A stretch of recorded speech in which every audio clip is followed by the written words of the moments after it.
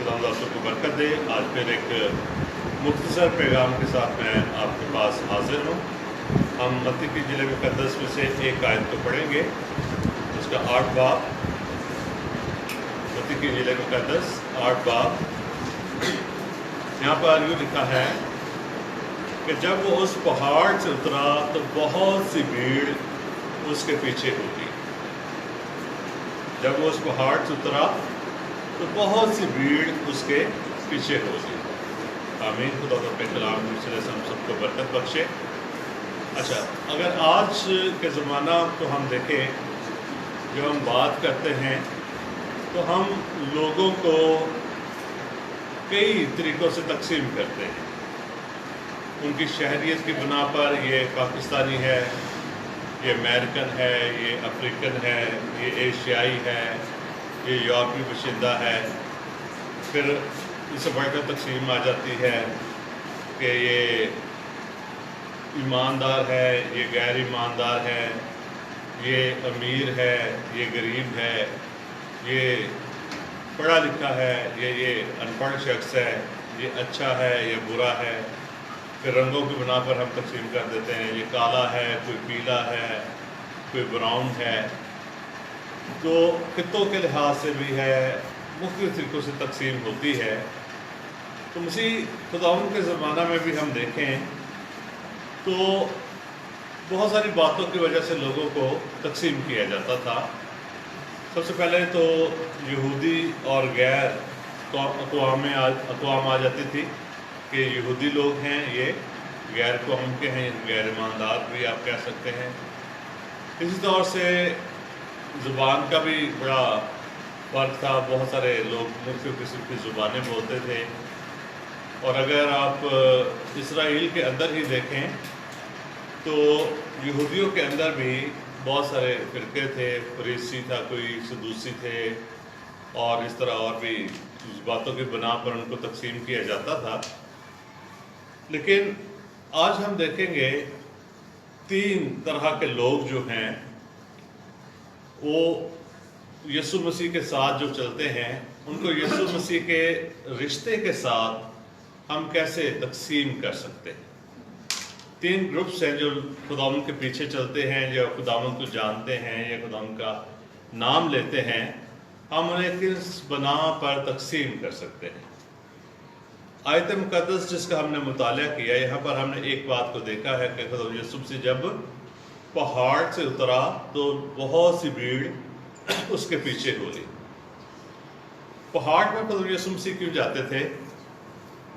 दुआ करने के लिए। ये वो वाहिद वक्त होता था जब भीड़ उनके साथ नहीं होती थी। यहाँ तक कि शागिर्द भी उनके साथ नहीं होते थे।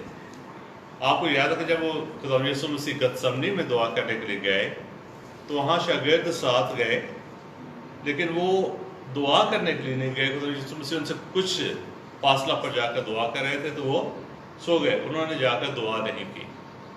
तो हम अक्सर अपने चर्चेस में भी ये देखते हैं कि ईमानदारों को बहुत बड़ी जिम्मेदारी दी गई है दुआ करने के लिए। एक खादम ने बड़ा अच्छा जुमला कहा, उसे कहा कि दूसरे लोगों की ज़िंदगी, तरक्की, शिफा, खुशहाली, नजात और उनका मसीह को जानना, कायम रहना, ये ईमानदारों की दुआओं पर मुनस्सर है। कि जब ईमानदार दुआ करते, खुदा के कलाम में लिखा है कि रास्तबाज की दुआ के असर से बहुत कुछ हो सकता है। तो वो आपके बारे में लिखा है कि रास्तबाज की दुआ के असर के वसीला से बहुत कुछ हो सकता है। तो आप देखें, जब शफाया मीटिंग्स होती हैं तो लोग जो है दूसरे शहरों से बस करवा कर आ जाते हैं। वो आते कि हमने शिफा के लिए जाना है। टीचिंग सेमिनार हो तो उस पर भी लोग आ जाते हैं, लेकिन पहले पूछते हैं जी कौन से स्पीकर कौन है। उसके साथ ही पूछ लेंगे भाई जी मेन्यू की पकाओगे कि सेमिनार होते, खाना की बिरयानी है, चाह वे के कौरमा है, इस किस्म की बातें भी लोग पूछ लेते हैं। तो उस पर भी आ जाते हैं। लेकिन जब आप लोगों को दावत देते हैं कि भाई बहन खुदा के लोगों आओ मिलकर शफात करें, आओ दुआ करें, तो फिर वो आपको यीशु की तरह कहते कल ही पहाड़ पर जाकर आप दुआ कर लें। वहाँ पे आपको भीड़ नज़र नहीं आती, آپ کو لوگ بتائیں گے جی ہمیں فلاں میری ماسی نے بلا لیا تھا، وہاں پر مجھے کے جانا پڑ گیا، مجھے 40ویں پہ جانا پڑ گیا، مجھے فلاں جگہ پر جانا پڑ گیا۔ دعائیہ میٹنگ پر آپ لوگوں کو زور لگا لیں، وہ نہیں آتے۔ لیکن میں آپ کو انکریج کرنا چاہتا ہوں، ڈسکریج نہیں کر رہا اس کے وسیلہ سے، ڈسکریج میں کرتا بھی نہیں ہوں، میں انکریج کرنا چاہتا ہوں کہ جب بھی دعائیہ میٹنگ کال کی جائے، آئیے، آپ کی دعا کے اثر سے بہت کچھ ہو سکتا ہے، ٹھیک ہے جی۔ تو یہاں پر یسوع مسیح جہاں کہاں سے اترے ہیں؟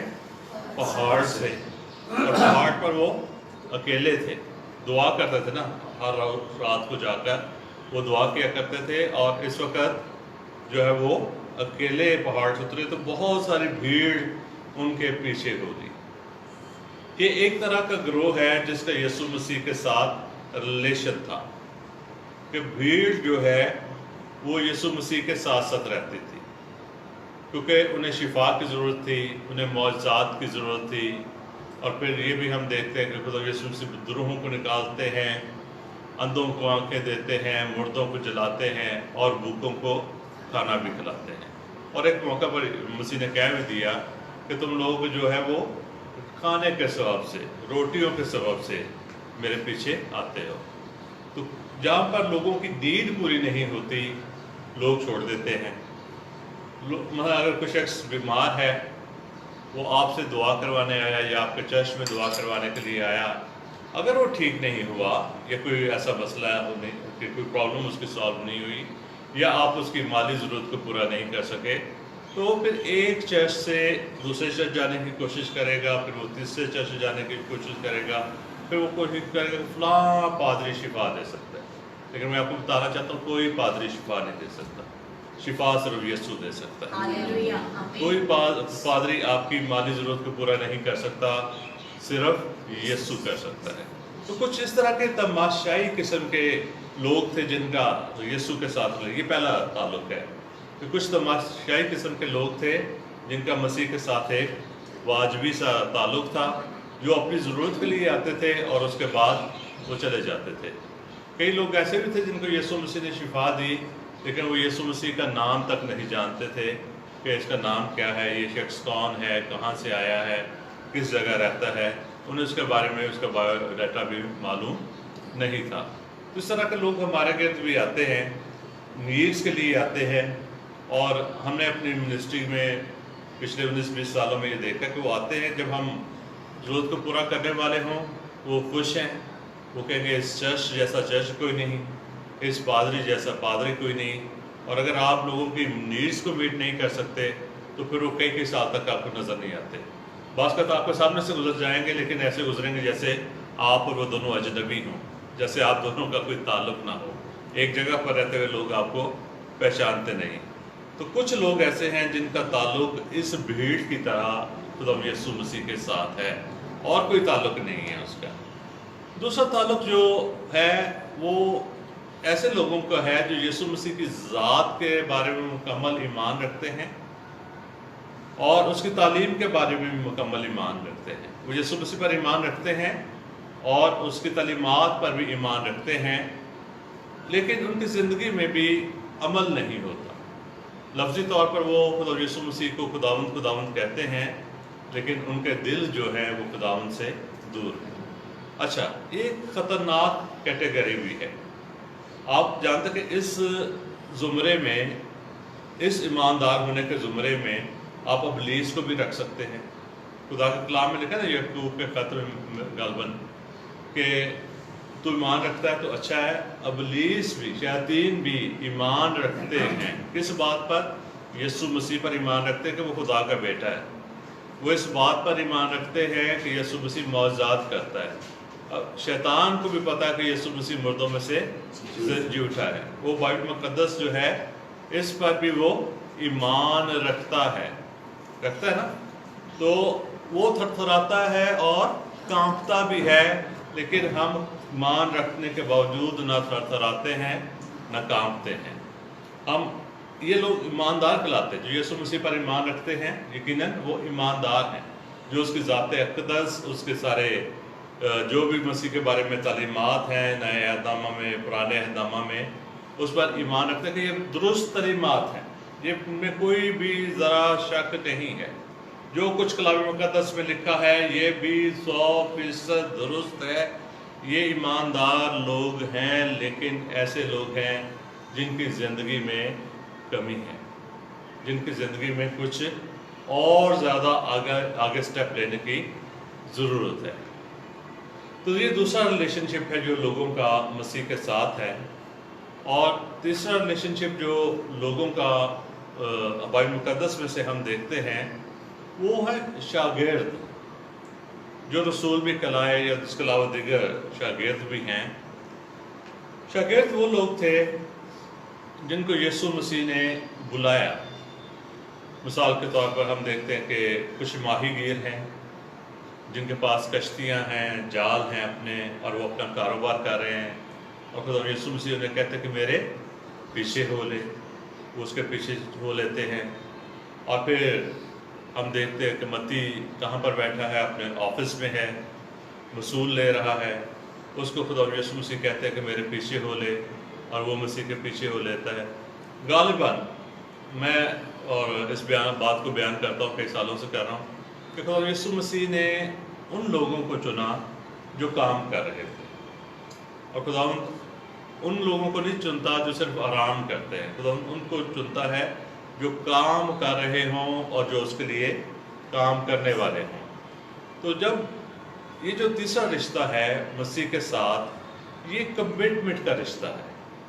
شاگردوں کی زندگیوں میں ہم دیکھتے ہیں کہ وہ کوئی لاچار لوگ نہیں تھے، وہ شکستہ نہیں تھے، وہ معاشرے پہ کوئی بوجھ نہیں تھے، وہ کوئی غیر اہم رکن معاشرے کا نہیں تھے، بلکہ وہ پڑھے لکھے لوگ ہیں، وہ کاروبار کرنے والے ہیں۔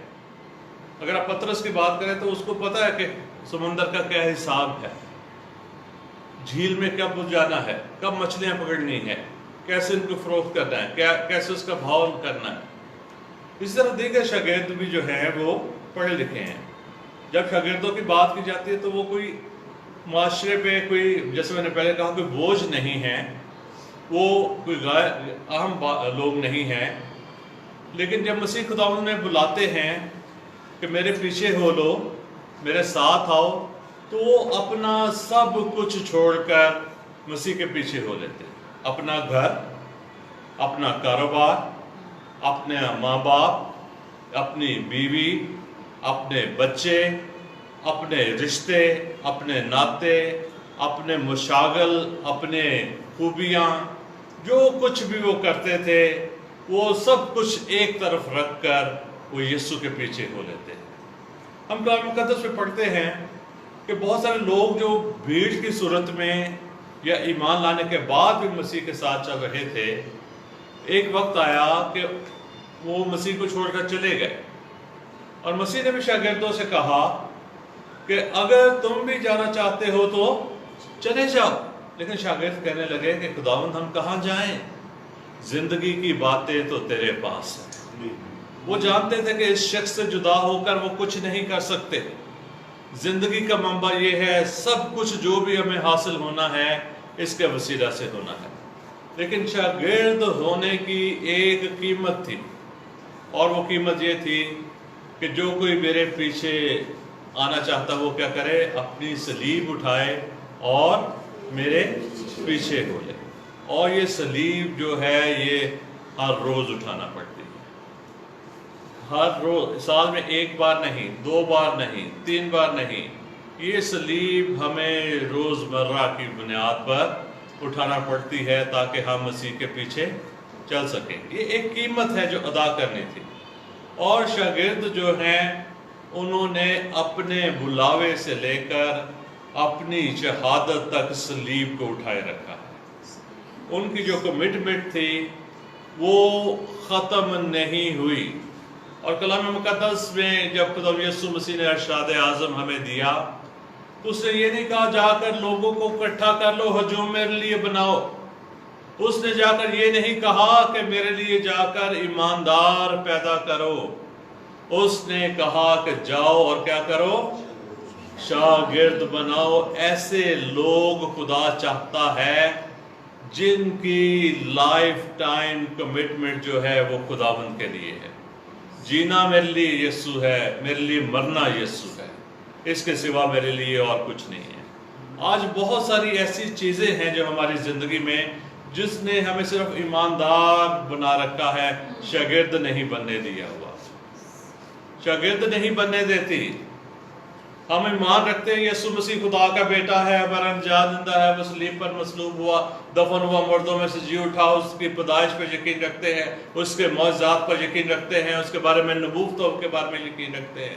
لیکن کچھ چیزیں آج بھی ہمارے ساتھ چمٹی ہیں جو اس ایمان سے ہمیں آگے جانے نہیں دیتی, جو اس ایمان سے ہمیں آگے بڑھنے نہیں دیتی, جو اس ایمان سے آگے کراس نہیں کرنے دیتی اور برملا یہ دنیا میں اظہار کرنے نہیں دیتی کہ میں خدا یسوع مسیح کا شاگرد ہوں.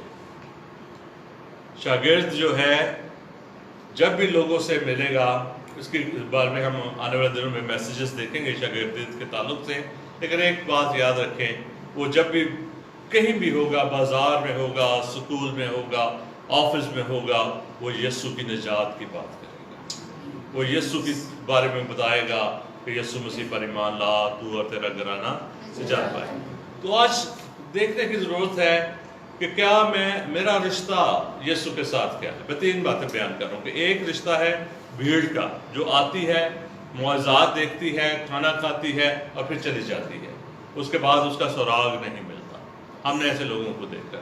ایک رشتہ ہے لوگوں کا ایماندار ہونے کا, ایمان رکھتے ہیں بائبل مقدس پر, یسوع مسیح پر, ہم ایماندار کہلاتے بھی ہیں, لیکن اس سے آگے ہمارا کوئی تعلق نہیں ہے. تیسرا تعلق جو ہے جس کے لیے آج کی صبح خدا آپ سب دیکھنے والوں کو دعوت دے رہا ہے, خداوند بلا رہا ہے کہ میرے پاس آؤ, میرے قریب آؤ, اس ایمان سے کا عملی مظاہرہ کرو, اپنی زندگی مجھے دے دو. اور یاد رکھیے کہ جب بھی ہم خدا یسوع مسیح کو کوئی چیز دیتے ہیں تو ہم کھوتے نہیں ہیں.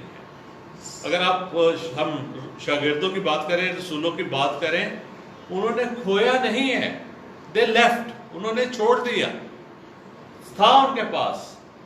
وہ کوئی لٹے پٹے لوگ نہیں تھے, ان کے گھر تھے, ان کی جائیدادیں تھی, ان کے کھیت تھے, ان کی کشتیاں تھی, ان کے جال تھے, ان کے بزنس تھے, وہ چھوڑا انہوں نے اور یسوع کو اپنا لیا.